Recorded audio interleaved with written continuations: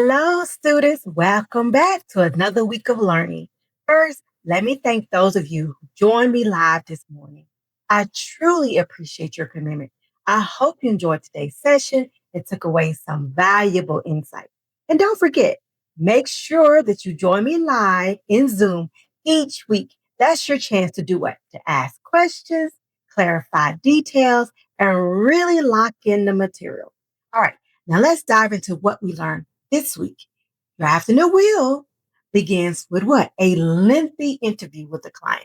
This is where we gather all of the information. We make sure we know everything we can know about the client's family, their finances, and their property disposal plan. That's why that estate planning intake form must be extensive and detailed.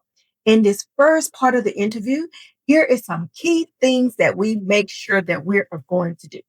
We're going to reassure the client that strict confidentiality will always be maintained. We're going to explain the process. Is there going to be a rough draft? Is there going to be a review process? And when should they expect that final draft? You need to make that client feel comfortable. Introduce yourself and let them know what is your role.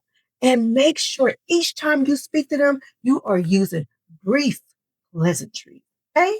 Now, we're going to walk through some of the key steps, review steps that we talked about in class. Number one, we said it's important to do what? Obtain the names, obtain the addresses of all the people that is going to be named in that will. Plus, you want to also understand the relationship to them and the testator. Step two, listen carefully for conflict. Or even fears of any conflict between those parties. Step three, ask questions directly about the property distribution.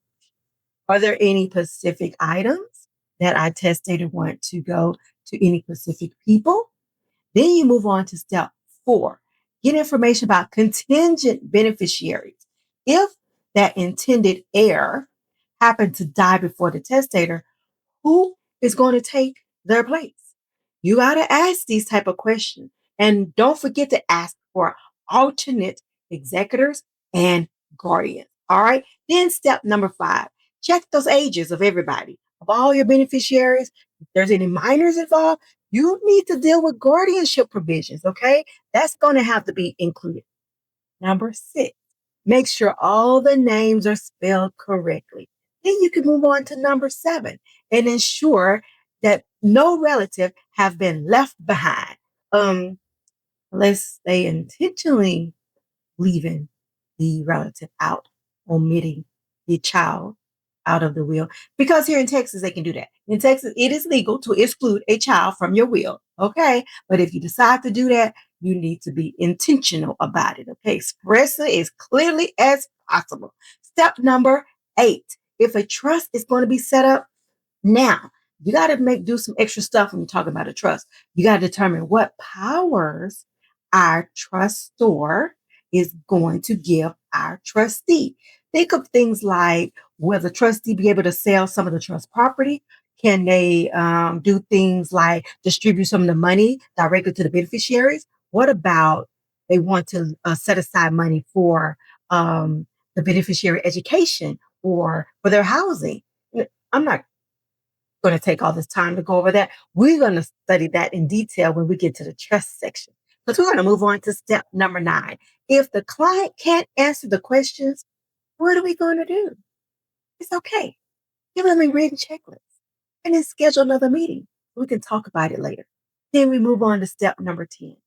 Go ahead and arrange that follow-up meeting so they'll know that time they can sit and review through that will, review it carefully, go through any possible changes before they sign anything. That is very important.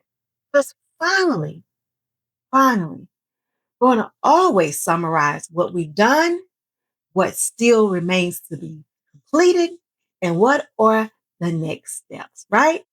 Wait, I want to talk about, just for a little while, some of the things that the testator need to do before that interview. All right. So let's talk about what the testator's own steps in this drafting process. This is what he or she should do. Number one, they need to create an inventory of their assets and liabilities and then decide on what is a realistic value for each of these items. Then take the time to decide on who will serve as their executor, right? Then, once that will is done and drafted, read through it. Read through the will carefully and make sure that they understand all the provisions fully. Because the next thing they're going to be required to do is sign that will as their last will and testament. But they got to do so according to all the legal requirements. And gather the disinterested witnesses. How many? Two. At least two disinterested witnesses. Okay? But remember, you don't want to find any rich witnesses that's going to benefit from the will. Get two that is not going to receive a gift under the will. All right. Then once it's all said and done, we're going to place it in a safe place and store it till the time needed to be. And then, guys, what are we going to do? Remember, I'm here to assist you. If you have any questions, if you get stuck, or if you just need clarity, reach out. Email me at only if you're a student, and I'll be glad to help you. Now, that's a wrap for the week.